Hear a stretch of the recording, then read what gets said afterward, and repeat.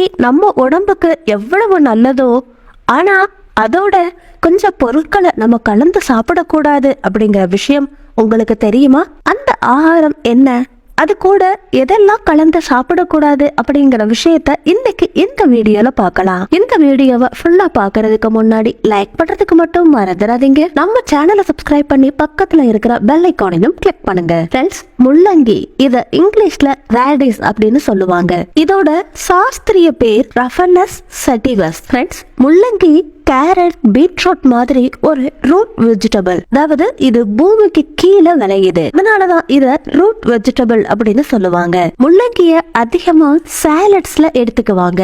இத சாம்பார், சட்னின்னு விதவிதமா சமைச்சு பயன்படுத்துவோம். முள்ளங்கில நம்ம உடல்ல இருக்கிற நச்சு கிருமிகளை வெளியில அனுப்புற சக்தி அதிகமா இருக்குது. அதே மாதிரி ஜீரண மண்டலத்தை துரிதப்படுத்துது. முக்கியமா நம்மளோட கல்லீரலை ஆரோக்கியமா வச்சிருக்குது. அது மட்டும் இல்லாம நம்ம உடல்ல இருக்கிற ரத்தத்தை சுத்தப்படுத்துது. அதே மாதிரி ரத்த சிகப்பு அணுக்களை உற்பத்தி பண்ணுது. இது பயிற்சியை கியூர் பண்றதுக்கு கூட ஹெல்ப் பண்ணுது. உடல் எடையை குறைக்கணும்னு நினைக்கிறவங்களுக்கு கூட இந்த முள்ளங்கி அற்புதமான மருந்து. முள்ளங்கில கலோரிஸ் குறைவா இருக்கும், ஆனா வயிறு நல்லா நிறையுது. இதனால அதிக உடல் எடையை கூட சுலபமா குறைச்சிடலாம். முள்ளங்கி இலைய கூட கொஞ்சம் பேர் கீரையா சமைச்சு சாப்பிடுவாங்க. முள்ளங்கி சாறு கூட நம்ம உடலுக்கு ரொம்ப நல்லது. நீங்க ஒரு கிளாஸ் அளவுக்கு முள்ளங்கி சாறு எடுத்துக்கிட்டு அதுல 4 சொட்டு லெமன் ஜூஸ கலந்து சிட்டிகை மிளகு பொடியை போட்டு ஜூஸா தயார் பண்ணி குடிங்க. உங்களோட மூத்திர சம்பந்தமான பிரச்சனைகளுக்கு நல்ல சொல்யூஷனா வேலை பண்ணுது. அதே மாதிரி அதிக ரத்த அழுத்தத்தால கஷ்டப்படுறவங்களுக்கு இது நல்ல அற்புதமான மருந்து. ஏன்னா இதுல vitamin A, vitamin C, vitamin B6, potassium, இன்னும் இதர சத்துக்கள் எவ்வளவோ இருக்குது. நம்ம உடல்ல நோய் எதிர்ப்பு சக்தியை 2 மடங்காக்குது. அதே மாதிரி முள்ளங்கில ஆன்டி ஆக்சிடென்ட் இருக்குது. இது நம்மளோட ஆரோக்கியத்துக்கு ரொம்ப நல்லதுன்னு நியூட்ரிஷனிஸ்ட் சொல்றாங்க. சளி, இருமலை கூட முள்ளங்கி ஈஸியா விரட்டிடும். அது மட்டும் கிடையாது, ஆண்களுக்கு விந்தணுக்கள் எண்ணிக்கையை அதிகப்படுத்துறதுக்கு கூட இந்த முள்ளங்கி ரொம்ப பயன்படுது. அதனாலதான் முள்ளங்கிய சூப்பர் ஃபுட் அப்படின்னு சொல்லுவாங்க. Kidney cancer, stomach cancer, priest cancer, colon cancer, இந்த வகையான கேன்சர் செல்களை அழிக்கிற சக்தி நம்ம முள்ளங்கிக்கு இருக்குது. இதுல இருக்கிற vitamin C, zinc, vitamin B நம்ம சரும சம்பந்தமான பிரச்சனைகளை கியூர் பண்ணி நம்ம சருமத்தை ஆரோக்கியமா இளமையா வச்சிருக்குது. கிட்னில கல் பிரச்சனையால கஷ்டப்படுறவங்களுக்கு கூட முள்ளங்கி ஒரு நல்ல ஆகாரம். எதுக்குன்னா நம்ம உடல்ல இருக்கிற விஷ கிருமிகளை வெளியில அனுப்புறதுக்கும் ரத்தத்தை சுத்தப்படுத்துறதுக்கும் ரொம்ப நல்லா ஹெல்ப் பண்ணுது. தேனீக்கள், கொசுக்கள் கடிக்கிற அந்த இடத்துல வலி, வீக்கம் ஏற்படுது இல்லையா,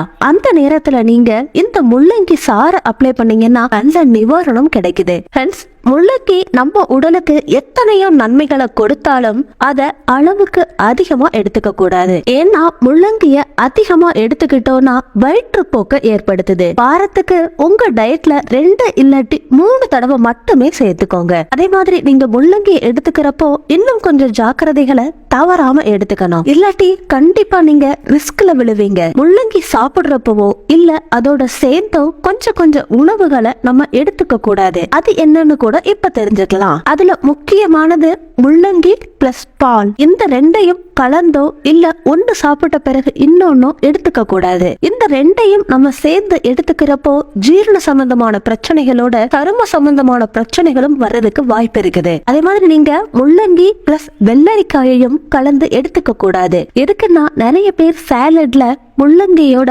வெள்ளரிக்காயையும் சேர்த்து சாப்பிடுவாங்க. இந்த மாதிரி நீங்க எடுத்துக்கிறப்பவும் வயிற்று வலி ஏற்படுறதுக்கு அதிகமா வாய்ப்பு இருக்குன்னு டாக்டர் சொல்றாங்க. அதனால இந்த 2ஐயும் கூட கலந்து எடுத்துக்காதீங்க. அதே மாதிரி முள்ளங்கி கூடவோ இல்ல முள்ளங்கி சாப்பிட்ட பிறகு எடுத்துக்க கூடாத இன்னொரு பொருள்னா அது பாகற்காய். எதுக்குன்னா முள்ளங்கியோட பாகற்காயையும் நீங்க சேர்த்து எடுத்துக்கிறப்போ கேஸ், அசிடிட்டி, ஜீரண சம்பந்தமான பிரச்சனைகள் ஏற்படும். இதனால தலைவலி, நெஞ்செரிச்சல் ஏற்படவும் வாய்ப்பு இருக்குது. நீங்க முள்ளங்கியோட பாகற்காயையும் சேர்த்து சாப்பிடணும்னா ஏதோ ஒன்றை மட்டும் எடுத்துக்கோங்க. நீங்க முள்ளங்கி சாப்பிட்டதுக்கு அப்புறமா எலுமிச்சை சாறையோ லெமனையோ அதிகமா அதிகமா எடுத்துக்க கூடாது. இல்லாட்டி வெள்ளை மற்றும் சரும சம்பந்தமான பிரச்சனைகள் வர்றதுக்கு அதிகமான வாய்ப்பு இருக்குது. ஃப்ரெண்ட்ஸ், பாத்தீங்க இல்லையா, முள்ளங்கியால நமக்கு கிடைக்கிற பெனிஃபிட்ஸ் அதே மாதிரி சைடு எஃபெக்ட்ஸ். உங்களுக்கு இந்த வீடியோ பிடிச்சிருந்தா லைக் பண்ணுங்க, ஷேர் பண்ணுங்க. நம்ம சேனலை சப்ஸ்கிரைப் பண்றதுக்கு மட்டும் மறந்துடாதீங்க. அடுத்த ஒரு இன்ட்ரெஸ்டிங்கான யூஸ்ஃபுல்லான வீடியோவோட நான் உங்களை மீட் பண்றேன். Until then, take care, bye.